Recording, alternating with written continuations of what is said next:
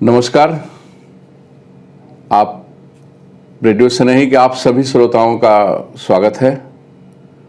जैसा कि आप जानते हैं कि रेडियो स्नेही 2009 से सिवान जिला में सामुदायिक रेडियो के क्षेत्र में काम कर रही है और अपने विभिन्न कार्यक्रमों के माध्यम से समाज में जागरूकता ले आने का हम प्रयास करते हैं। आज विश्व एक्जिमा दिवस है। इस अवसर पर रेडियो स्नेही परिवार अपने नए प्रोजेक्ट अपने यूट्यूब चैनल के माध्यम से भी आपके बीच में आज से हम आ रहे हैं अपना यूट्यूब चैनल लेकर के। और आज विश्व एक्जिमा दिवस के अवसर पर प्रस्तुत है हमारा एक विशेष कार्यक्रम। टीबी रोग के संबंध में जानकारी, कैसे बचाव किया जाए, सरकार की क्या सुविधाएं हैं, इन सब सारी चीज़ों पर चर्चा करने के लिए हमारे पास एक विशेष पैनल मौजूद है। और रेडियो स्नेही परिवार के प्रमुख सहयोगी डॉक्टर मधुसूदन प्रसाद आज इस पैनल के साथ बातचीत करेंगे, जो आप तक सीधे प्रसारित किया जाएगा। और मैं विश्वास करता हूं कि रेडियो स्नेही के इस नए प्रोजेक्ट का आप स्वागत करेंगे और समय समय पर आपका सुझाव भी मिलता रहेगा। धन्यवाद। आज विश्व टीबी दिवस 24 मार्च 2021 के अवसर पर आप सभी का सामुदायिक रेडियो स्टेशन रेडियो स्नेही 90.4 FM में स्वागत है। आज के परिचर्चा में हमारे स्टूडियो में जो लोग अतिथि के रूप में पधारे हैं, doctor Anil Kumar Singh MBBS MS नेत्र सर्जन, जिला एक्जिमा पदाधिकारी, सह चेयरमैन भारतीय red cross society Siwan, doctor Mrityunjay Kumar Singh MBBS MD medicine, senior physician, cardio diabetic में फेलोशिप प्राप्त, रोबन हॉस्पिटल पटना और मैक्स नई दिल्ली के मेडिसिन के हेड रहे हैं। आपका सर आज के परिचर्चा में स्वागत है। दिलीप कुमार DRTV कोऑर्डिनेटर, जिला एक्जिमा केंद्र, सदर अस्पताल Siwan, Deepak Kumar district programme coordinator, जिला एक्जिमा केंद्र, सदर अस्पताल सिवान। सर,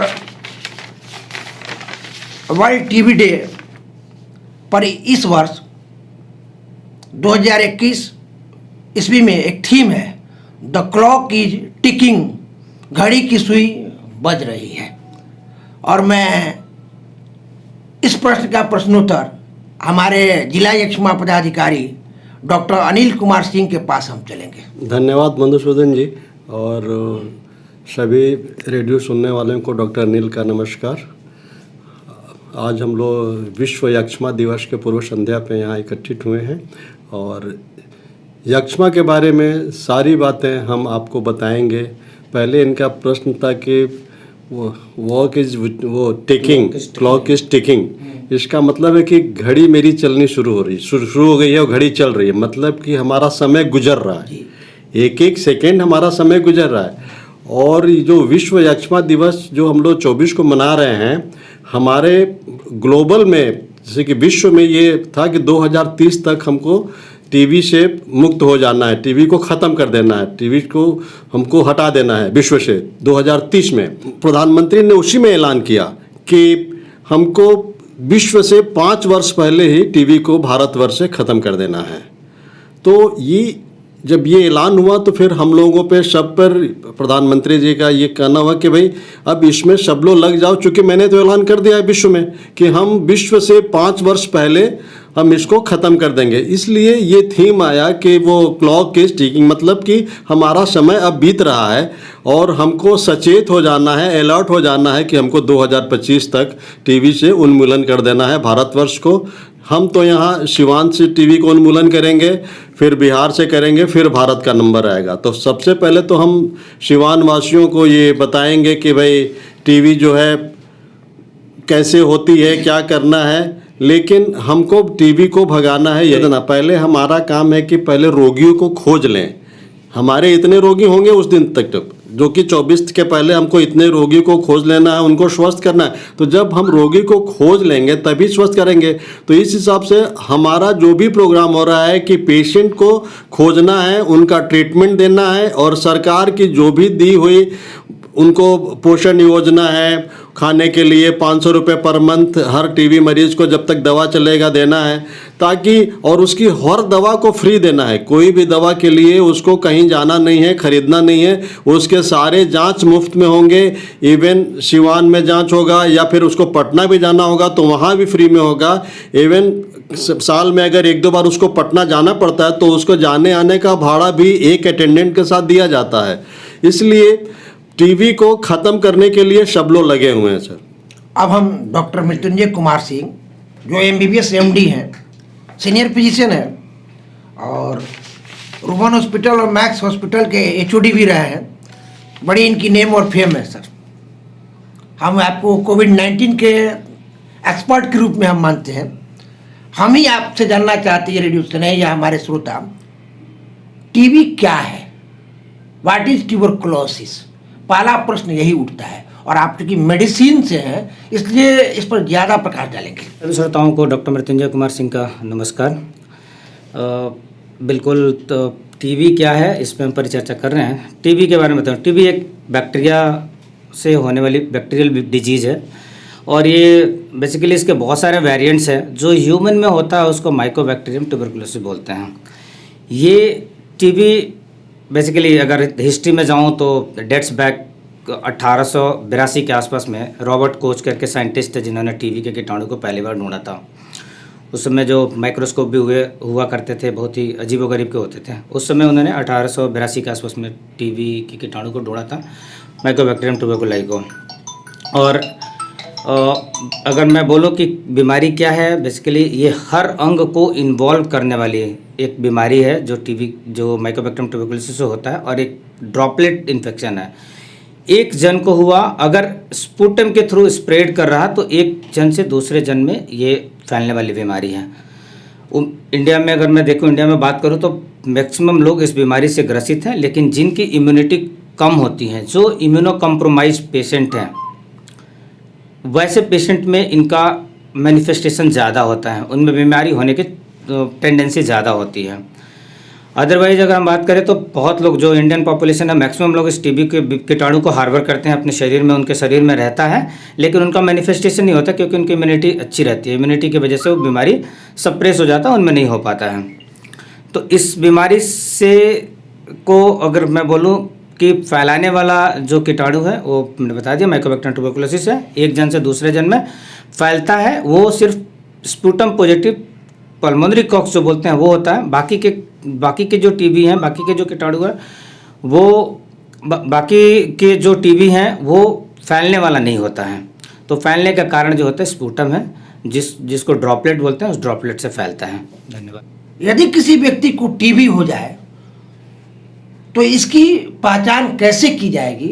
हम जिला चिकित्सा पदाधिकारी डॉक्टर अनिल कुमार सिंह से चाहते हैं कि डिटेल्स इस पर बताएं। देखिए, मेन है कि किसी व्यक्ति को 15 दिन से अधिक खांसी हो, उसको बुखार हो, उसको खाना खाने की इच्छा नहीं हो रही हो, प्लस वज़न लगता है कि उसका कम हो रहा है, तो इतनी जल्दी वज़न तो कम नहीं होता है। लेकिन मेन हम यही कहा था कि 15 दिन से अगर अधिक खांसी है तो उसको टीबी का टेस्ट कराना चाहिए। तो उसको नज़दीकी प्राथमिक स्वास्थ्य केंद्र या किसी भी स्वास्थ्य संस्थान में आ करके उसको अपना जांच कराना है।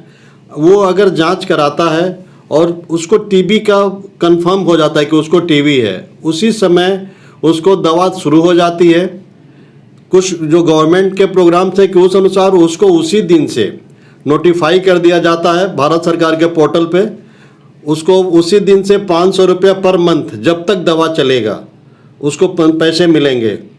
जो कोई भी व्यक्ति अगर किसी को लेके आता है कि उसको खांसी है 15 दिन से अधिक, किसी को भी, कोई गांव का कोई भी व्यक्ति उसको ला सकता है, घर का भी कोई व्यक्ति ला सकता है, वो उसको अगर ले करके आता है हॉस्पिटल में, तो अगर उसको टीबी निकल गया तो उसका तो ट्रीटमेंट होगा, उसको 500 रुपये महीने मिलेंगे जब तक दवा चलेगी। लेकिन जो व्यक्ति लाया है उसको भी 500 रुपये इन्फॉर्मर के रूप में मिलेगा, क्योंकि उसने सूचना दी है कि अमुक व्यक्ति को खांसी हो रही थी, उसने उसका जांच कराया, उसको टीबी निकला, तो उसको भी 500 रुपये मिलेंगे। तो ये चीज़ें सरकार का जो प्रोग्राम है इस टीबी को उन्मूलन करने के लिए हर आदमी को इंसेंटिव दे रही है ताकि कोई मिस ना करे। जांच होने के बाद उसका ट्रीटमेंट चलता है, फिर 6 महीने का ट्रीटमेंट होता है। किसी किसी केस में ड्रग रेजिस्टेंट होता है तो उसका 1 साल, 1.5 साल, 2 साल, या टीबी ब्रेन का होता है, इवन बोन का टीबी होता है, कई हर पार्ट का टीबी होता है, तो उस हिसाब से उसका ट्रीटमेंट चलता है। तो हम लोग पहले उसको कंफर्म कर लेते हैं, उसके बाद उसका ट्रीटमेंट शुरू करते हैं। ये कोविड जैसी महामारी, कोविड-19 जैसी महामारी का पीरियड है, इसमें अगर किसी को टीबी है, ट्यूबरक्लोसिस का वो रोगी है, चाहे वो जेनेटिकल डिजीज हो या उससे स्टार्ट होता हो, वह इस कोविड-19 से कैसे बचाव करे, और कोविड-19 भी उसको अगर रोग हो गया है तो फिर वह क्या करे और कौन कौन सी दवाएं करे, क्या हमारे यहाँ तकनीक है चिकित्सा जगत में, इसको डिटेल्स बताएं आप दोनों आदमी, ताकि जो टीबी के पेशेंट्स है उनको ज़्यादा अगर दुख नहीं होता है, लेकिन उसके जो केयर टेकर होते हैं, जो उसके परिवार के सदस्य होते हैं, वो ज़्यादा सेंसिटिव हो जाते हैं। ऐसे परिस्थिति में डिटेल्स जानकारी हमारे श्रोताओं को आप देने का कष्ट। आज के समय के लिए प्रश्न बहुत ही उचित है और बहुत ही महत्वपूर्ण प्रश्न है। मैं बताऊं, अगर कोविड का, एक तो मैं सबसे पहले कोविड को कवर करूंगा, क्योंकि कोविड में हमेशा एक मल्टी डिसिप्लिनरी एक्शन होना चाहिए। कोविड का भी यही कंसेप्ट है कि इम्यूनो कम्प्रोमाइज पेशेंट में ही होने की टेंडेंसी ज़्यादा होती है। इसका मतलब ये नहीं कि कोविड का कीटाणु हमेशा इम्यूनो कम्प्रोमाइज पेशेंट को ही पकड़ेगा। अगर हम चर्चा करें, टीबी के बहुत सारे टाइप्स हैं। पल्मोनरी, अगर मैं बेसिकली अगर ब्रॉड वे में डिवाइड करूँ तो पल्मोनरी और एक्स्ट्रा पल्मोनरी दो ही मेन चीज़ हैं। बट एक्स्ट्रा पल्मोनरी में बहुत सारी, हर जगह को इन्वॉल्व कर सकता है। एक्स्ट्रा पल्मोनरी का भी हम छोड़ते हैं, क्योंकि हम स्पुटम और कफ की बात कर रहे थे कि 2 हफ्ते से ज़्यादा का कफ हो तो होने के चांसेस हैं। तो हम हमारी जो परिचर्चा है, हम मूलतः अभी हम चल रहे हैं कि पल्मोनरी कॉक्स हो, फेफड़े वाला टीबी हो। फेफड़ा छोड़ करके टीबी अगर है तो उसकी हम चर्चा नहीं कर रहे हैं। अगर वैसे कंडीशन में बिल्कुल जो टीबी का भी निमोनिया होता है और कोरोना का भी निमोनिया होता है, दोनों के निमोनिया को डिफ्रेंशिएट करते हैं। दोनों के निमोनिया को डिफ्रेंशिएट करने के लिए अगर मैं बोलूँ तो एक्सरे से बहुत अच्छे से नहीं होता। अगर डायग्नोसिस पे जाते हैं तो हम डायग्नोसिस पॉइंट ऑफ व्यू पे जाते हैं तो कि दोनों को अगर हम देखें तो दोनों के सीटी में फाइंडिंग दोनों का अलग अलग मिलता है। चेस्ट अगर इन्वॉल्व है तो कोरोना का जो निमोनिया होता है हमेशा हम उसको बोलते हैं प्लूरल बेस्ड, मतलब जो फेफड़ा का 2 लेयर होता है। बहुत सिंपल भाषा में बताने की कोशिश कर रहा हूँ कि फेफड़ा को कवर करता है 2 लेयर। उसको एक को बोलते हैं पैराइटल प्लूरा, दूसरे को बोलते हैं विसरल प्लूरा।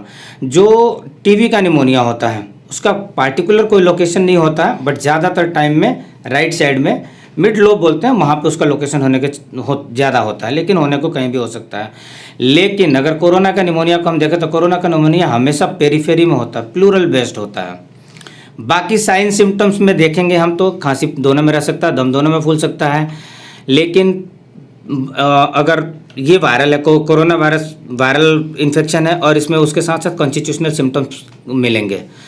अगर दोनों सिम्टम्स मिल रहे हैं ट्यूबरकुलोसिस के, कोविड के, तो हमें हॉलिस्टिक वे में सोचना चाहिए और दोनों का ट्रीटमेंट करना चाहिए। आपकी बात बिल्कुल सही है कि कैसे करें, इसमें इतनी घबराने वाली कोई बात नहीं होती है। दोनों को आप देख करके दोनों के इलाज कर सकते हैं। दोनों की मेडिसिन में कोई कॉन्ट्रा इंडिकेशंस नहीं है कि एक की मेडिसिन देंगे तो दूसरे को रोकने की ज़रूरत नहीं है। अगर आप कंफर्म है कि टीबी है या टीबी के मरीज को इम्यूनो कम्प्रोमाइज़ है, ऑलरेडी उसको कोरोना हो गया, तो हमें कोविड के सीवियरिटी के अकॉर्डिंगली उसकी मेडिसिन देनी है। हेजिटेट नहीं होना, उसका मेडिसिन देना है हमें। और मुझे नहीं लगता, अगर हम दोनों को अगर हॉलिस्टिक वे में दे करके ट्रीट करते हैं तो बहुत अच्छा आउटकम है। सिर्फ टीबी का ही नहीं, मैं बाकी बीमारियों के लिए भी बोलूँ तो कोई लीवर का पेशेंट है, कोई किडनी का पेशेंट है, कोई डायबिटिक पेशेंट है, ये सारे पेशेंट्स अगर उनको भी कोविड होता है तो या टीबी होता है तो अगर हम हॉलिस्टिक वे में ट्रीटमेंट करते हैं, डायबिटिक पेशेंट है, शुगर अच्छे से कंट्रोल करते हैं, उसके कॉम्प्लिकेशन को अच्छे से कंट्रोल करते हैं, किडनी का पेशेंट है, किडनी की सीवियरिटी जो है उसको या उसके कॉम्प्लिकेशंस है उसको अगर हम अच्छे से कंट्रोल करते हैं, साथ साथ टीबी की दवाइयों को मॉडिफाई करते हैं, कई डिजीजेज में मॉडिफाई करते हैं। उसमें रीनल अगर है, किडनी के प्रॉब्लम है तो उसमें टीबी की दवाई को मॉडिफाई करते हैं, लीवर की बीमारी है तो उसमें टीबी की दवाई को मॉडिफाई करते हैं। बट अगर हॉलिस्टिक अप्रोच रखते हैं, हॉलिस्टिक कहने का मतलब है कि सारी बीमारियों को एक साथ देख करके अगर हम ट्रीटमेंट करते हैं तो उसका आउटकम हमेशा अच्छा होगा। सिर्फ हमें एक चीज़ को फोकस करके नहीं देखना है। आज के टाइम पे बिल्कुल मैं बार बार बोल रहा हूँ कि बहुत ही इंपॉर्टेंट क्वेश्चन है कि हमें दोनों चीज़ों को देखना होगा और इसमें कोई घबराने वाली बात नहीं है, आउटकम भी बहुत अच्छा होता है। ये मेरा एक्सपीरियंस है, इस पर बहुत ज़्यादा लिटरेचर नहीं है, लेकिन जितने केसेस मैंने ट्रीट किए हैं, शायद मैं नवंबर में आने से पहले बिहार में ऐसा डॉक्टर होगा कि सबसे ज़्यादा कोविड का पेशेंट देखा होगा, इसमें थोड़ी भी डाउट नहीं है। जितना मेरे को एक एक दिन में मैं 65-67 पेशेंट्स देखता था, जिसकी मेरे पास लिस्ट भी है, और वो मैं हॉलिस्टिक थॉट्स देखता था। मेरे को पूरे दिन लग जाते थे देखने में, तो मेरा आउटकम भी बहुत अच्छा रहता था। हार्डली मैं जब तक रूबन में था तब तक 4 पेशेंट मेरे एक्सपायर हुए थे। ये इसलिए क्योंकि मैं सारी बीमारियों को एक साथ देख करके ट्रीट करता था, जिसकी वजह से आउटकम बहुत अच्छा रहता था। ये हमारे सारे कलीग जो डॉक्टर्स हैं उनको भी पता है, और ये अगर हम अपनाएं तो टीबी साथ साथ हमारा कोविड दोनों का आउटकम बहुत अच्छा रहेगा। पेशेंट की सर्वाइबिलिटी जो है काफ़ी ज़्यादा इम्प्रूव हो जाएगी जी। अब मैं चलता हूं Deepak Kumar, district programme coordinator, जिला यक्ष्मा केंद्र सदर अस्पताल सिवान। जो सरकार, आपसे एक सवाल है, सरकार की जो योजनाएं हैं, मैं जहां तक जानता हूं, जब रेड क्रॉस का एक्सिक्यूटिव मेंबर रहा, कि जब सरकार ने नोटिफाई किया कि सारे डॉक्टर्स को इनरोल किया जाए, नोटिफाई किया जाए कि जो उनके यहाँ क्लिनिक में पेशेंट आते हैं उसका डिटेल्स वो जिला यक्ष्मा केंद्र में भेजे, ताकि उनको निःशुल्क दवा दी जा सके, उनके आर्थिक सहयोग पेशेंट को जो गवर्नमेंट पैकेज देती है उसको।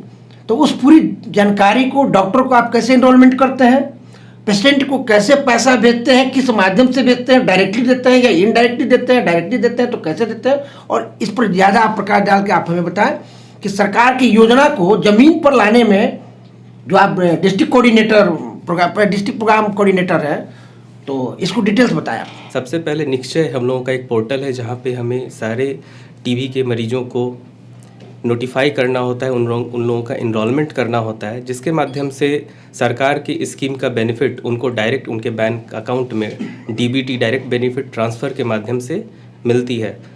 तो सबसे पहले प्राइवेट प्रैक्टिशनर्स का एक HFID हम लोग क्रिएट करते हैं। वहाँ पे उस HFID के थ्रू वहाँ पे उनके ID के अंदर उस पेशेंट को नोटिफाई करते हैं, ताकि जो प्राइवेट डॉक्टर हैं वो जब नोटिफिकेशन दे रहे हैं उनको भी कुछ मॉनेटरी बेनिफिट मिल सके, जो पेशेंट हैं उनको भी वो फ़ायदा मिल सके। और दूसरी बात, पेशेंट को जिस तरीके से सर ने कहा कि उनको दवा फ्री मिलती है, उनकी सारे टेस्ट फ्री होते हैं, उनको आने जाने जो भी खर्च उनका होता है वो सारे सरकार की तरफ से फ्री ऑफ कॉस्ट मिलती हैं। तो इसका सारा जो है ऑनलाइन और निश्चय के थ्रू ही हम लोग सारा कर पाते हैं। धन्यवाद। किस तरह उसको डाटा को आप सजाते हैं, इसको आप बताएं, ताकि आइडेंटिफाई हो इसके कि रोगी पॉजिटिव है या नेगेटिव है। टीबी कोऑर्डिनेटर सर, आप बता रहे हैं कि हमारे जो जांच के लिए ब्लड हमारे यहाँ नहीं जांच होता, जो मेरे भी हमारे यहाँ जीन एक्सपर्ट हैं लगे हुए हैं, जिसमें कि ब्लड और स्टूल और यूरिन, इस 3 चीज़ से हम लोग टेस्ट नहीं करते हैं। उसके अलावा जो भी हमारे जो है ग्लैंड होते हैं उसका पस निकाल के हम लोग जांच करते हैं, लंग्स में जो पानी होते हैं उसका भी निकाल के हम लोग जांच करते हैं, कफ का भी जांच करते हैं। और हमारे पास लेटेस्ट टेक्नोलॉजी का भी मेरे पास मशीन है, जो कि 2 घंटे में उसका वो ट्यूबरकुलोसिस उसको है कि नहीं है, ट्यूबरकुलोसिस है तो उसमें जो ट्यूबरकुलोसिस का मेन दवाइयाँ रिफाप्सिन होती है वो काम कर रही है कि नहीं कर रही है, वो हम लोग जांच करके 2 घंटे में पेशेंट को हम लोग बता देते हैं। अगर वो सिंपल सिर्फ माइक्रो ट्यूबरकुलोसिस सिर्फ डिटेक्ट होता है तो हम लोग 6 महीने की दवाइयाँ चलाते हैं, और उसमें अगर रिफाम्सिन रेसिस्टेंट हो जाते हैं तो उसमें एक तरह से वो गंभीर हो जाता है। उसके लिए फिर लॉन्ग टर्म का हम लोग ट्रीटमेंट देते हैं, जो कि थोड़ा सा बहुत ज़्यादा रिस्की होता है। तो हम लोग सिर्फ यही चाहते हैं कि जो भी श्रोतागण हैं, जो किसी को टीबी का दवा स्टार्ट होता है, इलाज शुरू होता है, तो 6 महीने का जो दवा होता है वो नियमित रूप से लें, क्योंकि जो साधारण जो हमारा शुरुआत जो टीबी होता है वो साधारण टीबी होता है। 6 महीने का कोर्स अगर पूरी तरह ले लेते हैं नियमित रूप से तो हम बिल्कुल स्वस्थ हो जाएंगे। अगर उस 6 महीने कोर्स में अगर हम छोड़ के टीबी की दवाइयाँ लेते हैं तो वो नियमित करते हैं तो हमारा वो खतरा बढ़ जाता है, हम रेसिस्टेंट में बदल जाते हैं। और रेसिस्टेंट में बदलने के बाद क्या होता है कि उसमें उसका रिस्क बहुत ज़्यादा गंभीर वो टीबी में बदल जाता है, तो उसमें रिकवरी का चांसेस थोड़ा सा रिस्क होता है। और मैं अभी देख रहा हूँ कि हमारे सिवान में अभी युवा पीढ़ी जो ज़्यादा इसमें आ रहे हैं।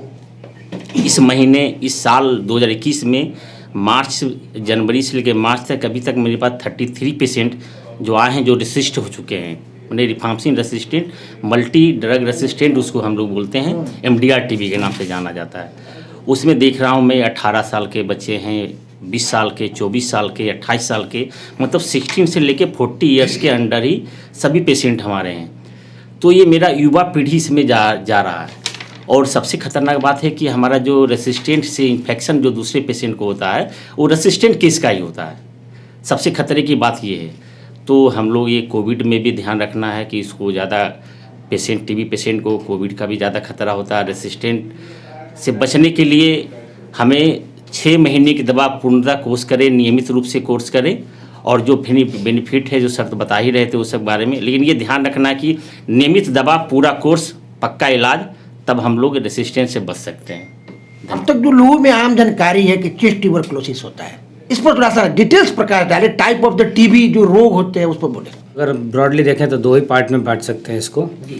पल्मोनरी टीबी जो लंग पेरेन्काइमा को इन्वॉल्व करता है, और एक्स्ट्रा पल्मोनरी टीबी पेरेन्काइमा को छोड़ के कहीं भी होगा तो एक्स्ट्रा पल्मोनरी टीबी बोलते हैं उसको। प्लूरल इफ्यूजन फेफड़े में जो होता है दैट इज ऑल्सो, वो भी एक हमारा एक्स्ट्रा पल्मोनरी का ही पार्ट है, पल्मोनरी नहीं है वो। उसके सिवा आप कहीं भी बॉडी में कहीं भी टीबी हो सकता है। अगर हम ब्रेन से शुरू करें तो ब्रेन का टीबी, उसको ट्यूबरकुलोमा बोलते हैं, ट्यूबरकुलर मेनिंजाइटिस बोलते हैं। आँख में टीबी हो सकता है, नाक में टीबी हो सकता है, ओरल टीबी हो सकता है, चेस्ट टीबी हो सकता है, किडनी में टीबी हो सकता है, लीवर का टीबी हो सकता है, स्प्लीन का टीबी हो सकता है, ओवेरियन हो सकता है, यूट्राइन टीबी हो सकता है, स्क्रोटल टीबी हो सकता है, बोनी टीबी हो सकता है। टीबी कहीं भी हो सकता है।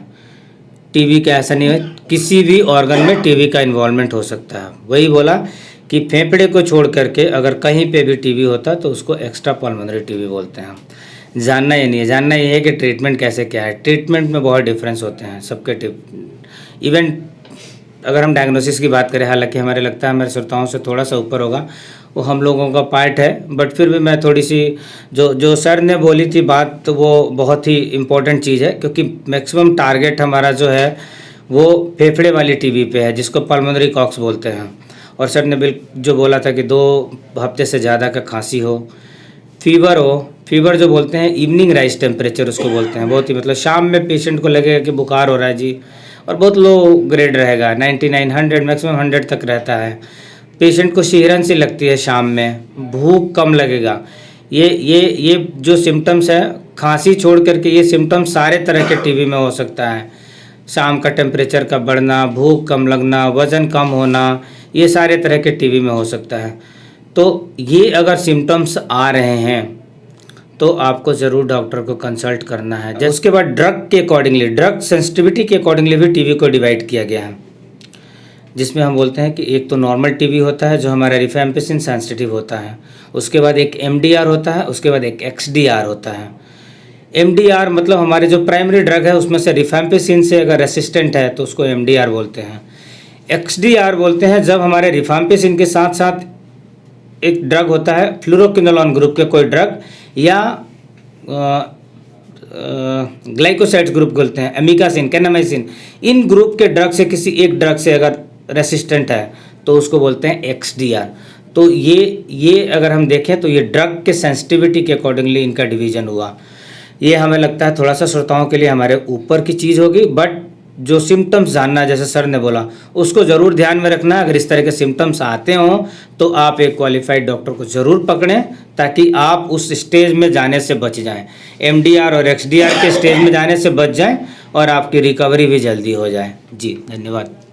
सर, आज सभी आप लोग हमारे रेडियो सनही सामुदायिक रेडियो स्टेशन सिवान के इस स्टूडियो में आए विश्व ट्यूबरकुलोसिस डिजीज डे के अवसर पर 24 मार्च 2021 को। हम आप सभी को आभार व्यक्त करते हैं, और ये उम्मीद करते हैं कि जो जहाँ चिकित्सक है, जो जहाँ भी कर्मचारी है या पदाधिकारी हैं, वह टीबी रोग को नियंत्रित करने में अपना भरपूर योगदान देंगे। और जो हमारे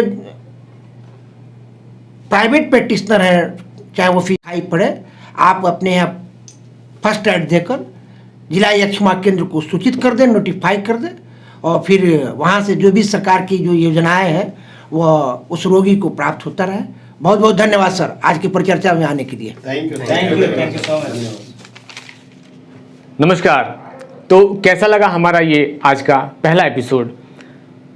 रेडियो से नहीं को अभी तक आप लोगों ने ऑडियो के माध्यम से ही सुना, और ये कार्यक्रम हम लोग वीडियो में बना रहे हैं, और ये हमारा पहला लॉन्च है यूट्यूब चैनल का, जो रेडियो से नहीं के नाम से लॉन्च हो रहा है। तो मैं आपसे ये उम्मीद रखता हूँ कि आप लोग लगातार इस तरह के कार्यक्रम से जुड़ेंगे और हमारे यूट्यूब चैनल को लाइक भी करेंगे। और ये हमारा पहला प्रयास है, और इस तरह के कार्यक्रम हम लोग लगातार लाते रहेंगे और हमें आपके फीडबैक की, आपके मैसेजेस की, आपके जो भी सुझाव होंगे उनका स्वागत है।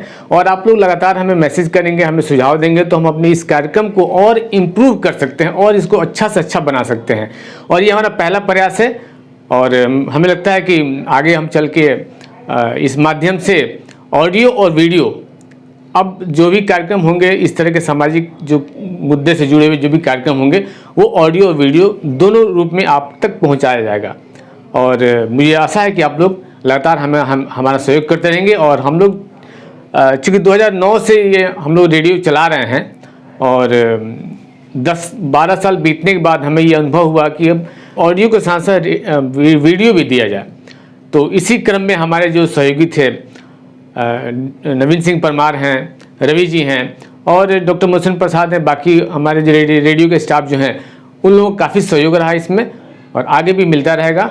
और इसी आशा और उम्मीद के साथ कि आप लोग हमसे जुड़ेंगे और हमारे रेडियो को, हमारे यूट्यूब चैनल को लाइक करेंगे। धन्यवाद।